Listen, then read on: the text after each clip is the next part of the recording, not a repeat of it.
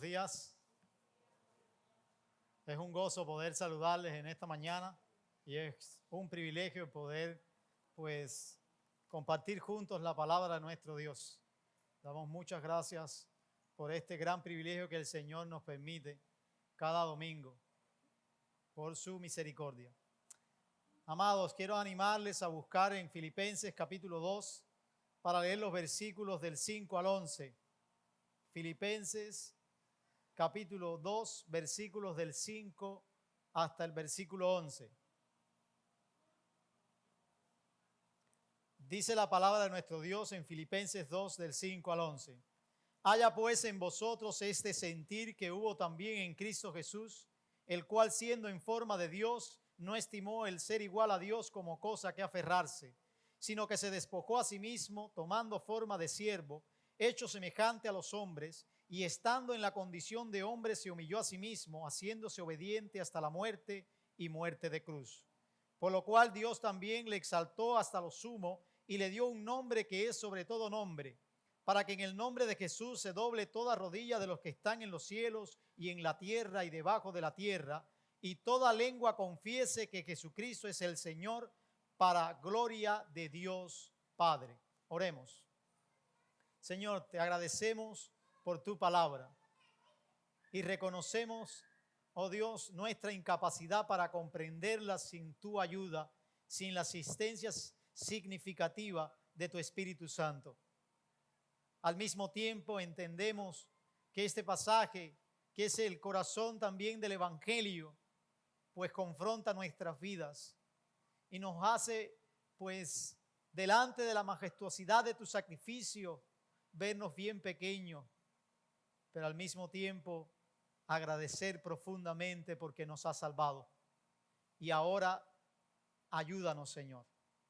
Disponemos nuestro corazón, nuestra mente, nuestra alma, para que tú, Señor, confrontes nuestras vidas, animes nuestros corazones con la verdad de tu palabra. En Jesucristo.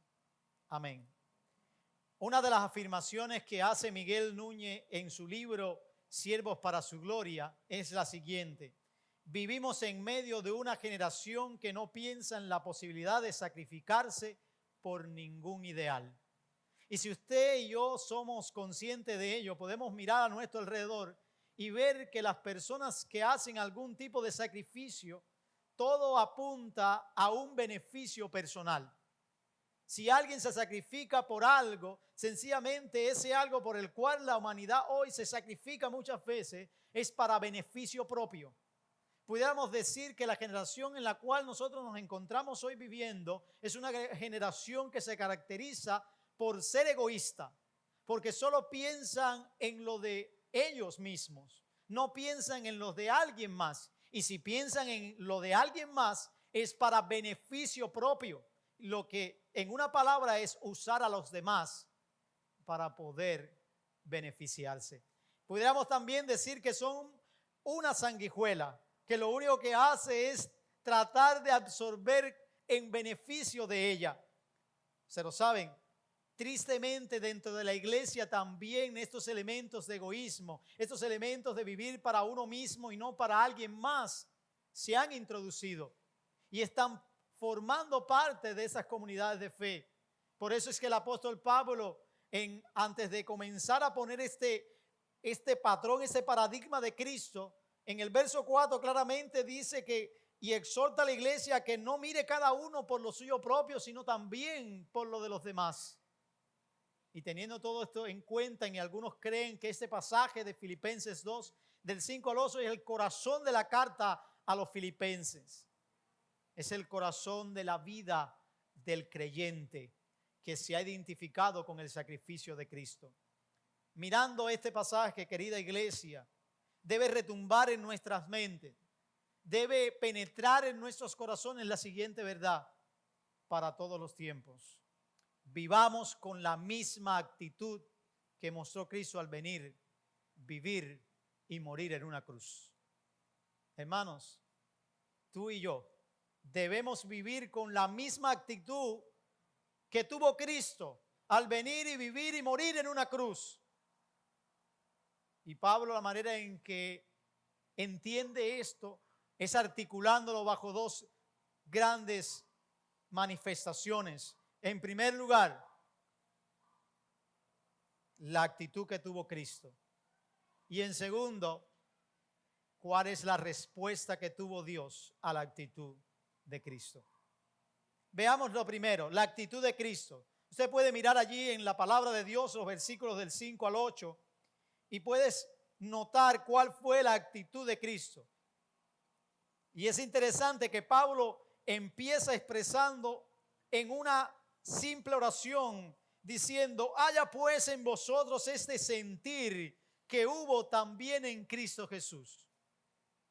Pablo está diciendo: haya en ustedes la misma actitud que tuvo Cristo.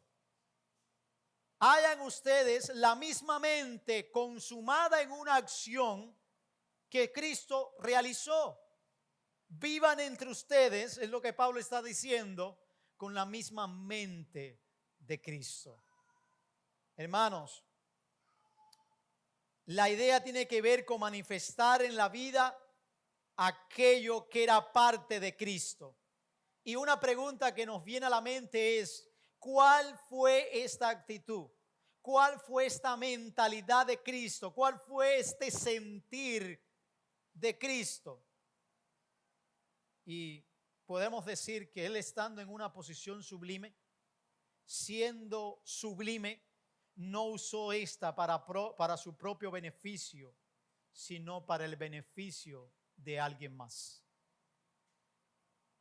Hermanos, si nos detenemos un momento a pensar solamente en esta declaración, en esta realidad en la persona de Cristo, antes de entrar en detalles en qué implica todo esto, cuán diferente es Cristo a la gran mayoría de nosotros.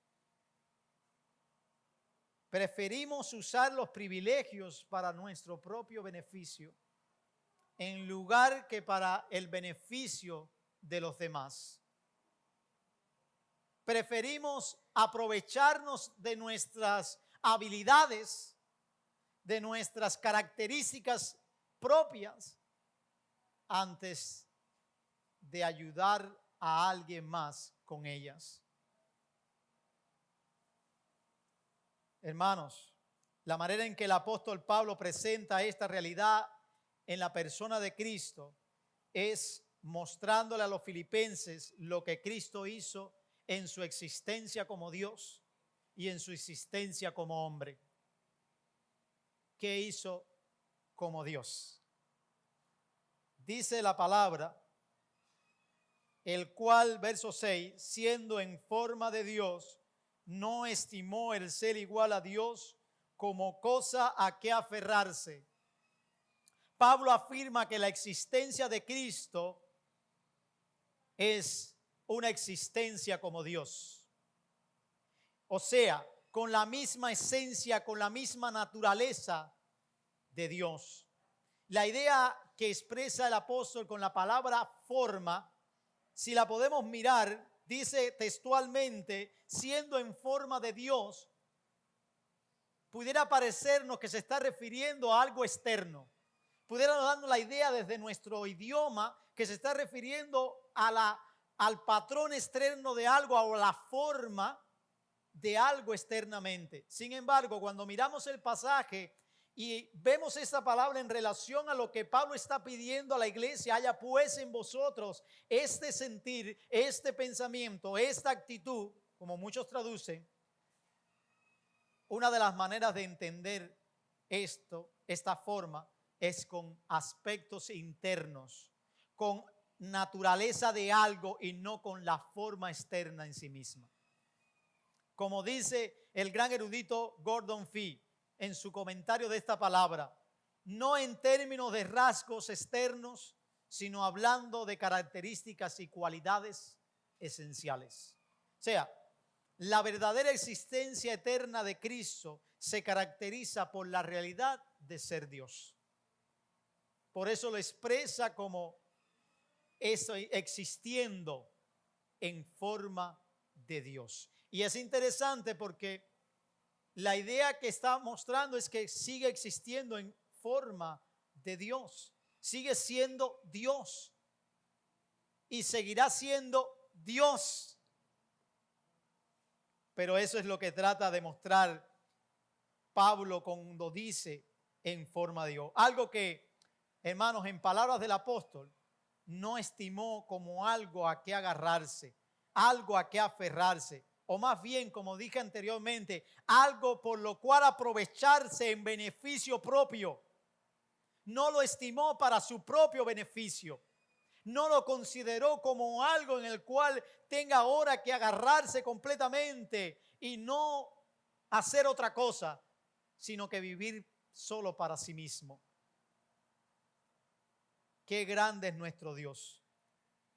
A mi mente siempre, cuando leo este pasaje, me viene la persona de Adán y Eva, que siendo simples hombres, creados del polvo, no teniendo nada, no siendo nada, quisieron ser igual a Dios. Como expresión del orgullo del hombre, como expresión de la rebeldía del hombre en su grito de independencia, pero de una independencia totalmente pecaminosa o una falsa independencia. Quisieron vivir enajenados de Dios, quisieron establecer sus propias reglas, pensar bajo sus propios criterios. Caramba, nosotros nos parecemos mucho a ellos. Pero es claro, si es que venimos también, somos portadores de esa naturaleza pecadora. A diferencia de Cristo. Cristo, existiendo como Dios, vino y se hizo siervo. Qué paradójico. Hermanos, mientras quizás algunos de los creyentes de Filipos estaban buscando beneficios personales, según leímos en el versículo 4 de este mismo capítulo, Pablo desde el comienzo presenta a Cristo como que está pasando por alto sus propios beneficios.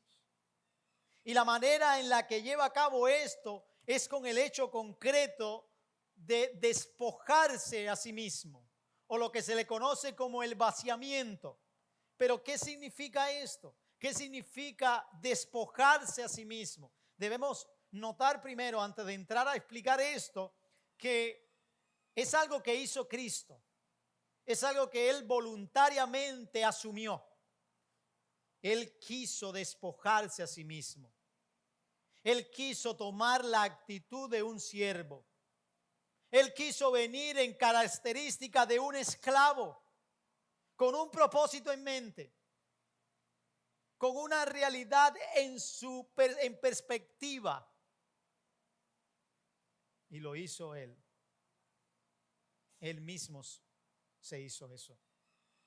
Ahora, ¿qué significa eso? Despojarse a sí mismo. No significa que dejó de ser Dios. La Biblia atestigua que Cristo es Dios. El apóstol Juan, desde que abre su evangelio, expresa la eternidad de Cristo, expresa la divinidad de Cristo. Sencillamente lo dice. Pero tampoco significa, querida iglesia, en sentido literal, despojarse de sus atributos divinos. Porque Cristo no se despojó de sus atributos divinos. Él siguió siendo Dios. Siguió conociendo el corazón de los hombres como testimonio en los evangelios, porque conocía lo que había en el corazón del hombre. Tampoco, mis hermanos, tampoco podemos decir que necesariamente significa poner aparte sus atributos. Me parece que lo que significa la luz de la frase se despojó a sí mismo, y no se puede quedar allí, sino debe seguir leyendo, habiendo tomado forma de esclavo.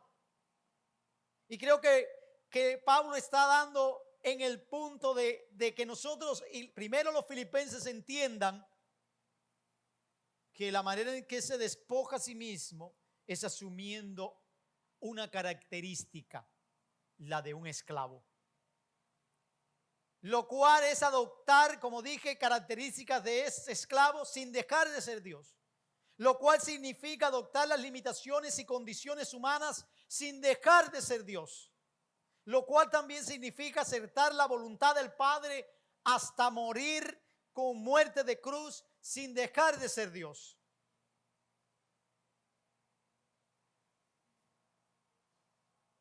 Lo que para los filipenses encierra vivir humildemente entre los demás y al servicio de ellos, sin aprovecharse de una posición o autoridad propia.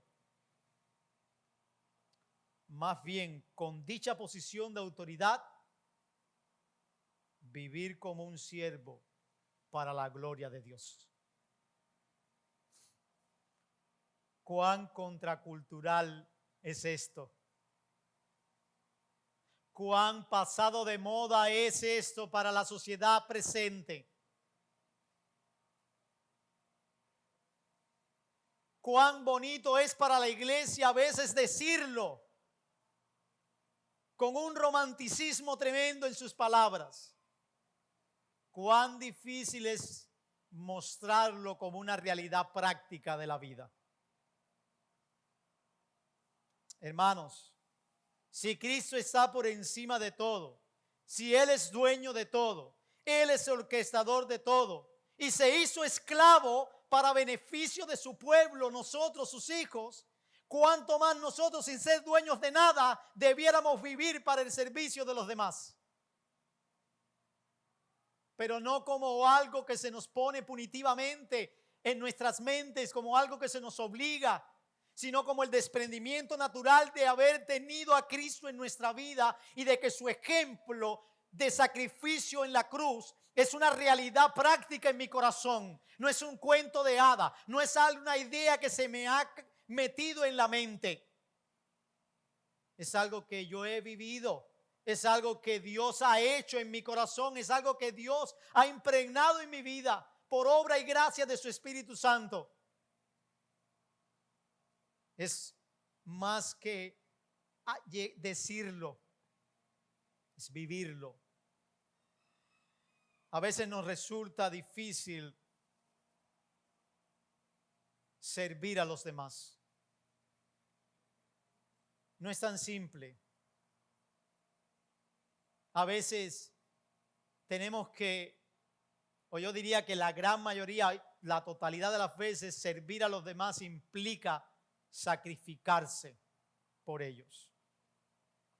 Implica salir de nuestra comodidad para servirles a ellos. Y no como un fin en sí mismo. No con la idea nada más de que se nos ha dicho tenemos que servir a los demás. No solamente porque el pastor lo haya dicho, sino porque Dios vive en usted. Porque Dios vive en nosotros, mis hermanos. También, no solamente en esa realidad de Dios, sino también en la realidad del hombre, Pablo presenta a Cristo viniendo a tomar el lugar del que nosotros merecíamos. Es interesante porque Pablo lo hace de dos maneras. Dios, y vino y se hizo características de siervo, hombre, ¿y qué pasó? Bajó más abajo, al punto de morir en una cruz. ¿Saben? Nosotros a veces pensamos en eso y decimos, sí, Dios, como Dios bajó y asumió características de un siervo. Claro, Él tiene el poder, tiene toda la autoridad, tiene todo el dominio. Un poquito está separado todavía de mí, eso es entendible. Tomó las características de un siervo. Pero cuando llega la parte del hombre, Pablo quiere apuntar a la misma esencia. No estaba buscando su propio beneficio, sino estaba viviendo en la obediencia al Padre.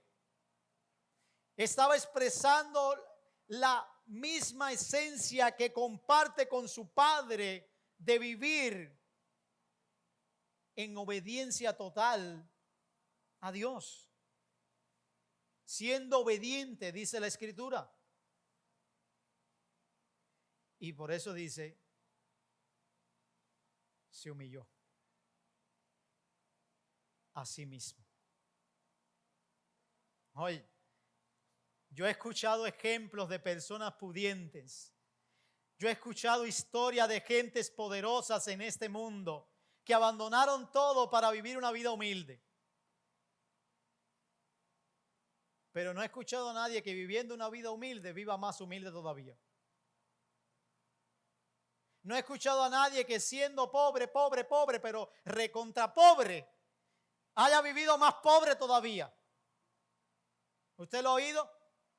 ¿Lo ha visto? No, porque el pobre quiere vivir un poquito mejor. Sin embargo, ahora con ese ejemplo de Jesús, Pablo está diciendo, se humilló a sí mismo. Y por si fuera poco, dice, ¿de qué manera se humilló? Hasta la muerte. ¿Pero qué tipo de muerte? La muerte de cruz. La Biblia atestigua que era maldito todo aquel que era colgado en un madero. La Biblia presenta que morir en la cruz era solamente para los criminales.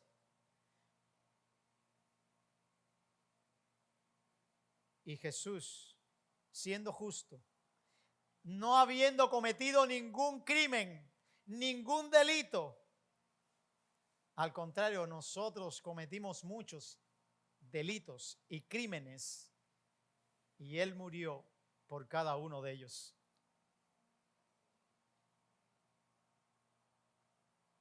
Hermanos, el punto del apóstol Pablo es resaltar la humillación de Cristo. Cristo, siendo hombre, fue tan humilde que estuvo dispuesto a morir en una cruz a favor de los filipenses. Y es la misma idea que el apóstol Pablo le dice a los creyentes en Corinto. Cuando usted va allí a 2 de Corintios capítulo 8 versículo 9, puede leer lo siguiente: conozcan la gracia del Señor Jesucristo, que por causa de ustedes se hizo pobre siendo rico, para que ustedes con aquella pobreza fuesen enriquecidos. La cuestión es, hermanos, Cristo estuvo dispuesto a no solo estar en una condición semejante a la nuestra, o sea, sin pecado, por supuesto, sino más bien ir más abajo, morir en una cruz. Cristo no se quedó en su gloria, fue más abajo aún hasta morir como mueren los criminales. Decidió no disfrutar de los beneficios propios, sino más bien procurar el beneficio de los demás. Hermanos, vivir entre nuestros hermanos de la fe y con ellos debe reflejar la humildad de Cristo al venir a nuestro mundo y morir por nosotros. Puede que tengamos muchas ventajas en comparación con otros, pero no las usemos para nuestro propio beneficio, sino para el beneficio de ellos. ¿Tienes más recursos que el resto de tus hermanos? ¿Tienes más posibilidades? Dios no te lo ha dado en su gracia y en su soberanía para que engordes tú, para que te centres tú en disfrutar de esa gracia, sino en poder ayudar a los demás. Porque Dios, disfrutando de toda la gracia y de todo su esplendor, descendió y vino a morir por nosotros en una cruz, para que nosotros disfrutásemos con Él en gloria. Hermanos, no digas cuando tengas abundancia de cosas, cuando tengas todo lo habido y por haber, que buen tiempo te espera. Piensa en aquellos hermanos que no tienen y que puedes ahora también ayudar. Pero saben, quizás algunos consideren que servir a los demás, que vivir para los demás es algo que pueda pues traernos a nosotros o llevarnos a una complacencia con Dios. O incluso que hay algunos que piensan que pueda traerles la salvación. Pero eso es contrario a lo que la palabra de Dios nos enseña. Y es acertado citar aquí lo que dice Walter: el comportarnos de manera humilde entre nosotros es motivado, y escuche bien, empoderado por la salvación que Cristo ha alcanzado a favor de nosotros. No es para alcanzarla, es porque ya la tenemos. No es sencillamente para agradar a Dios, es porque ya agradamos a Dios en Cristo.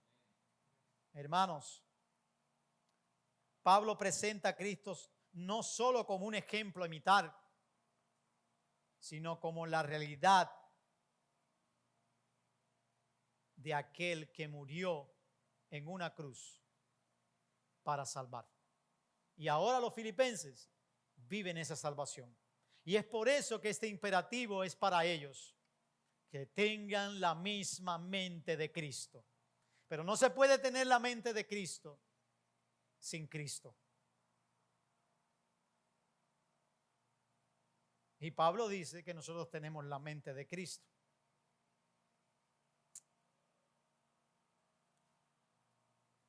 Debemos vivir identificados con Cristo en su salvación para vivir como Cristo. En segundo lugar, la respuesta de Dios a la actitud de Cristo la encontramos en los versículos del 9 al 11.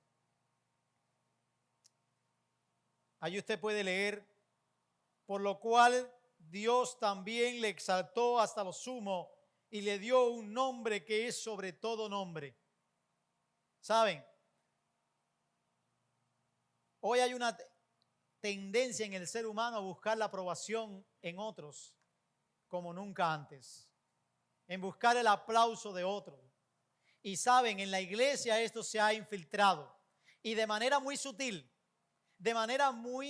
mis hermanos, porque no es que nos paramos aquí y decimos: ay, apláudanme, ay, miren lo que hice, ay, miren lo que otro. Ocurre en el campo de nuestro ser interior. Estamos dándole algo a alguien, lo damos en secreto, tratando de ser bíblicos, y en nuestro interior una voz nos grita: que se me descubra, que se me descubra, que alguien me vea, que alguien me vea. Hacemos nuestras mejores cosas y nos damos una palmada en la espalda: qué bien lo hiciste, Iván, ¿verdad que eres buenísimo? Cuán pecadores somos, mis hermanos. Cuán pecadores somos, pero esa es la tendencia. En el mundo es visible, en la iglesia está escondida. Y el Espíritu Santo trabaja en nuestros corazones para tratar de estar cambiando constantemente nuestra vida y hacerla más como Cristo, más como un siervo para la gloria de Dios. Porque como dice Miguel, es necesario ser antes que hacer. Lo que la gente quiere es hacer antes de ser. Y qué complicado es eso. Es complicado. Porque ningún árbol puede dar frutos si no se es en sí mismo. Si ese árbol no tiene la característica propia en sí misma, no puede dar fruto. ¿Cómo puede dar fruto un árbol si no lo es en primer lugar? ¿Cómo puede uno ser un siervo o hacer cosas de siervo si no es un siervo? Hermanos,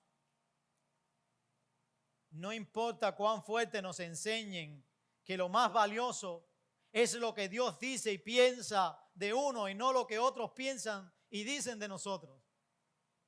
Nuestra inclinación va a ser a ir en ese lugar. Pero saben, estos versículos del 9 al 11, vemos cuál es la respuesta de Dios a la actitud de Cristo. ¿Cuál es la respuesta? Y para los filipenses es una esperanza escatológica. Aunque tiene que ver directamente con Cristo, con su exaltación, con su posición nuevamente a su regreso de gloria, para los filipenses evoca a una esperanza poderosísima, una esperanza con Dios, una posición con Dios, de hijos, de disfrute como pueblo de Dios. Y es algo que Pablo presenta en la figura del Mesías para que los filipenses entiendan los beneficios de vivir como un siervo de Cristo. Pero que no sea solamente algo que se busca por esos beneficios. Por eso presenta en primer lugar la actitud del siervo. Y después lo que Dios hizo con ese siervo, mis hermanos. El texto nos muestra lo que hizo Dios. Una sola cosa. Lo exaltó hasta lo sumo, confiriéndole el señorío sobre todo. Dios devolvió a Cristo a su posición de gloria. Y esto pareciera, hermano, que es una respuesta a la petición de Jesús en Juan 17:5, cuando textualmente dice: Padre, glorifícame tú al lado tuyo con aquella gloria que tuve contigo antes que el mundo fuese. Cristo fue exaltado por el Padre a la posición de autoridad. Cristo fue puesto nuevamente para disfrute pleno, total, sin la limitación que su humanidad le estaba presentando, de nuevo ahora en la gloria que disfrutaba con su Padre. Un eco claro también de Isaías 45, donde Dios enseña que solamente hay un Dios, que no hay otro. Donde Dios enseña que deben mirarle a Él para ser salvos de todos los términos de la tierra. Donde Dios enseña que toda rodilla se doblará y toda lengua le confesará. Porque tiene una conexión muy estrecha con Jesús. Ahora el Mesías está teniendo esta autoridad. Notemos la expresión: le dio un nombre que es sobre todo nombre. Hermano, es más que decir, se llama Jesús. Es más que la palabrería decir Cristo. Es la frase nombre sobre todo nombre, relacionada con Cristo es el Señor, relacionada con el Antiguo Testamento de que yo soy el que soy. Una identificación propia con Yahvé, con el Señor soberano. No es cualquier persona. Es una identidad clara con el Señor Dios. Una autoridad concedida, un señorío otorgado. Ahora, por el mismo pasaje, hermano, nos damos cuenta que este señorío y autoridad Dios se lo dio a Jesús mediante su resurrección y mediante su ascensión. Tal como lo expresa en un comentario, Pablo dice que mediante la resurrección y la ascensión de Cristo, Dios le ha transferido al Hijo el derecho de reclamar obediencia. Hermanos, ¿cómo se pone o se pondrá de manifiesto este señorío de Cristo? De dos maneras. Las rodillas se doblarán ante Él. Dice el pasaje que el propósito por el cual Dios exaltó a Cristo es doble. Para que en el nombre de Jesús se doble toda rodilla en los cielos, en la tierra y debajo de la tierra. Y para también que toda lengua le confiese como Señor. Veamos lo primero. Las rodillas se doblarán. La autoridad de Cristo es tan extraordinaria que todos, sin excepción, se rendirán ante Él. Unos lo van a hacer voluntariamente, debido a la identificación que tienen con ese sacrificio del Mesías. Debido a que ellos han vivido, viven, y en ese punto son la respuesta a esa realidad de que Cristo ha sido su Señor. y voluntariamente le van a reconocer, voluntariamente van a doblegar sus rodillas, voluntariamente le van a confesar como Señor. Pero otros van a tener que hacerlo obligado por la soberanía del Cordero. Van a tener que reconocerle, no importa quién sea, no importa el rango social que hayan tenido, no importa el estatus de vida que hayan vivido, no importa cuántos nombres hayan tenido, se doblarán ante el único Dios soberano, Rey del universo. Allí todos se doblarán ante Él. Hermanos, es así de extraordinaria la autoridad de Cristo. No significa salvación para todos, significa que todos reconocerán su soberanía. Se arrodillarán ante su soberanía al final, incluso los que no se hayan rendido a Él. Hermanos, agradezcamos a nuestro Dios por su soberanía, por su autoridad. Ya nosotros le conocemos y nos hemos sometido a Él. Pero quizás hay algunos que no le han reconocido como Señor. Quizás hay algunos que no le han confesado como Señor. El mismo apóstol Pablo en Romanos capítulo 10 dice que si confesares con tu boca que Jesús es el Señor y creyeres en tu corazón que Dios lo levantó de los muertos, serás salvo. Hoy es tiempo de confesar con tu boca que Jesús es el Señor. Hoy es tiempo de creer en tu corazón que Dios le levantó de los muertos. Hoy es tiempo de ser salvo. Hoy es el día de salvación. Ruego al Espíritu Santo que te convenza. Ruego a Dios que trabaje en tu corazón si no le has conocido, para que le conozcan, porque nadie le puede conocer a Él si Él primero no le conoce primero. Nadie puede amar a Dios si Dios primero no le ama primero. Pero para aquellos que le amamos, ruego a Dios también que nos haga más para Cristo, que nos cambie, que transforme nuestras vidas, queridos hermanos. Que nuestras lenguas le confiesen como Señor, porque eso es lo que vamos a hacer también en el tiempo final y lo que otros lo harán. No solo todas rodillas se doblarán ante Cristo, sino que también le confesarán como Señor. Gloria demos a nuestro Señor de señores y Rey de reyes. Hoy nosotros lo reconocemos. Hoy nosotros le confesamos. Hoy nosotros le tenemos como Señor. Y cuando llegue el momento glorioso y pleno de su señorío, le confesaremos con más fuerza. Gritaremos de júbilo. Diremos aleluya. Alabado sea el Señor soberano, Rey del universo. Porque siendo Dios, siendo rico, se hizo pobre para que nosotros fuésemos enriquecidos. ¿Y para qué?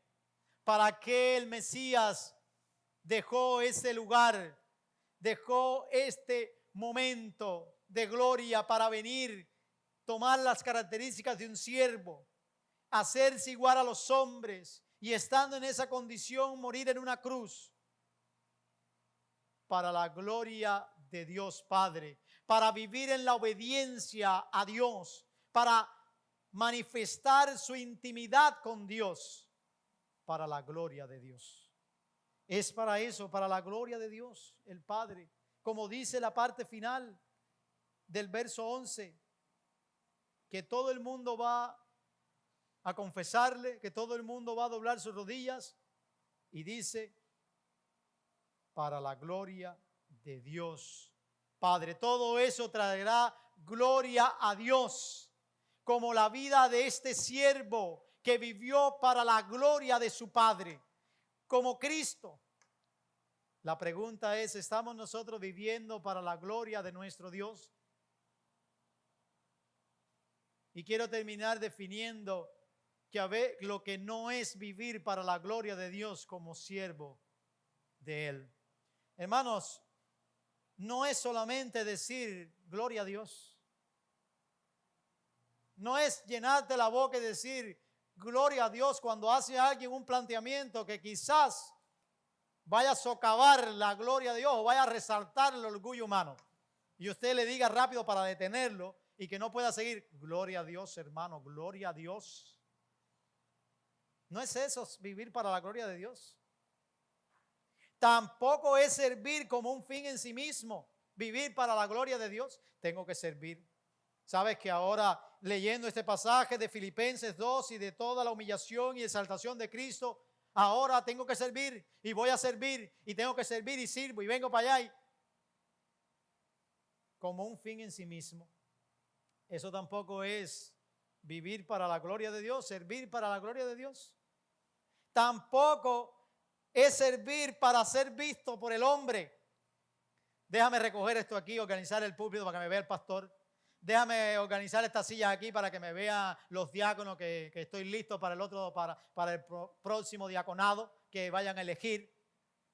No, hermanos. Servir para la gloria de Dios tiene que ver con intimidad con Dios. Tiene que ver con disfrutar de Dios. Es una expresión de vivir a Dios sin preocuparse qué dice la gente, qué piensa la gente. Y no estoy diciendo para nada que ahora tenemos que vamos a decir, quitar un poco lo que puedan decir de mí, porque a veces la gente está diciendo mal y mal y mal y mal de mí, por algo será. Aunque si es por causa del evangelio van a hablar más de ti. Porque a la gente no le va a gustar el evangelio. A los inconversos no les gusta el evangelio. Porque todavía no han entendido el evangelio. Porque si lo entendieran, lo disfrutaran como nosotros. Eso es vivir para la gloria de Dios. Disfrutar a Dios. Cuando sirvo estoy disfrutando a Dios, estoy contemplando el rostro de Dios. Estoy siendo uno con Él. No estoy preocupado porque, agrado o no agrado al otro. No. Estoy disfrutando de Dios y mientras estoy disfrutando de Dios, sirvo a quien sea. No importa si tiene protagonismo o si no lo tiene. No miro, no tengo reparos en eso. No lo tengo. Jesús, como Miguel Núñez también dice en su libro, cuando empezó a servir allí a sus discípulos, a lavarle los pies, no llegó a Judas y dijo, a ti no, porque tú me vas a entregar. No. Debe causarnos dolor cuando hacemos favoritismo en el servicio, porque nosotros no estamos sirviendo al hombre, estamos sirviendo a Dios.